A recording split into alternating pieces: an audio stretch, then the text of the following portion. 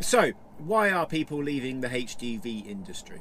I've done a few videos recently on why I think you should become a HGV driver, and I've had several comments from people saying that being a HGV driver was the worst job they've ever had and they're glad they've left, or they're currently doing it and it's the worst job they've ever had and they're looking to get away from doing it as soon as possible.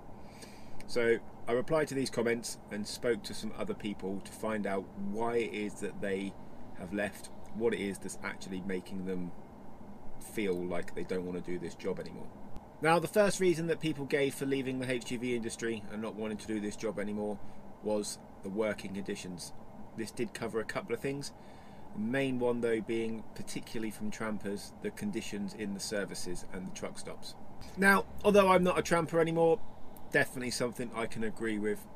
I would avoid certain truck stops and services, stop my day short so that I was in secure parking that was better, so that I wasn't in the worst places.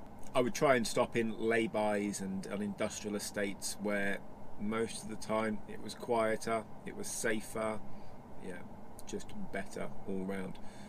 If I did have to go in somewhere to get a shower when I was out on the road, like I said, I did things like stop in the specific ones that I knew the showers were relatively clean, but most of the time I had to give them a clean before I could actually use it. Throughout my time as a tramper, there were services that did get a little bit better. The facilities were having upgrades and refurbishments, but let me know in the comments if there's somewhere that you avoid as a tramper, somewhere where you don't like to stop, and I'll see if I agree with you. The other thing that came up regarding working conditions was the way that we get treated when we arrive at delivery sites and by our planners. Now, when we arrive at delivery sites, we're treated sometimes like we're an inconvenience, even if we've got a booking slot and we've turned up at the right time. It's like we've interrupted their day and now they've actually got to do something. They're just not happy about it. This is something I experienced quite a few times, and the trouble is it just puts you in a bad mood, which then means you're annoyed, stressed, angry, frustrated when you go back out on the road having to deal with a situation that wasn't needed, and then that's playing on your mind for the rest of the day. With regards to planners, totally agree. Why would you want to stay somewhere where you aren't treated with respect, etc.? I've been lucky enough that I've never had that issue with any of the planners that I've worked with. They've always looked after me, treated me as I would expect to be treated, and never had any issues with them. But I always made sure it was clear what I was willing or not willing to do with regards to jobs, hours, etc., what I can do, and had those conversations with them so that they knew the expectations and what I was actually going to be able to get done. The next thing was about hours and the irregularity of those hours. Some mornings we could be starting at 3-4 o'clock in the morning, doing a 15-hour day, which means we won't finish until 6-7 o'clock at night, 9 hours off, and then back at it again the next morning at 3 or 4 o'clock in the morning. And for some people that's not a good thing. The next morning we might not be starting until 9 o'clock, and that can be even worse.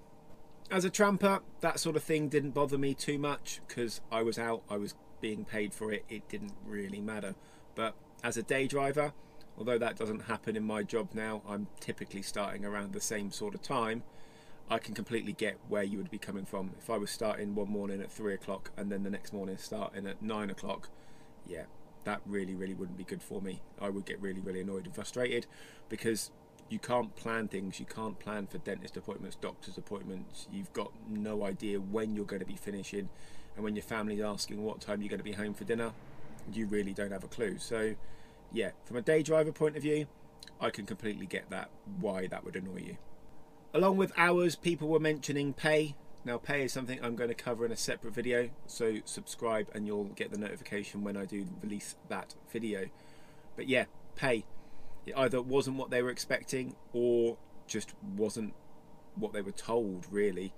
You have to put the hours in to get the pay that people were kind of talking about. So I want to make sure I give you the correct information in that video, and like I say, subscribe and you'll see when that one comes out. The next thing that people mentioned was the CPC. Some people just completely disagreed with it and decided that they were going to let their license effectively run out so that they didn't have a license anymore. Other people just let their license run out because they didn't find the time, and then of course you can't drive without it, so then they've had to go and find other jobs from that point of view.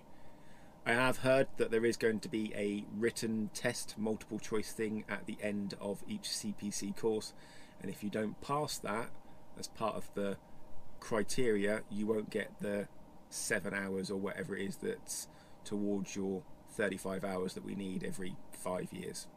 There were a few other reasons as well. Some people reached retirement age, decided not to carry on being a HGV driver. Some people failed their medical because they hadn't looked after themselves throughout their HGV career and were told they're not going to get through their medical. Other people changed career in terms of stayed within the HGV industry. Some had gone off to be a planner and vowed never to treat their drivers the way they were treated. But yeah, are they or are they not? Hopefully this doesn't put you off becoming a HGV driver. It's been the best job I've ever had, and honestly I can't see myself doing something else. If you have enjoyed this video, please like, comment, subscribe, all of those good things, and hopefully I'll see you in the next one.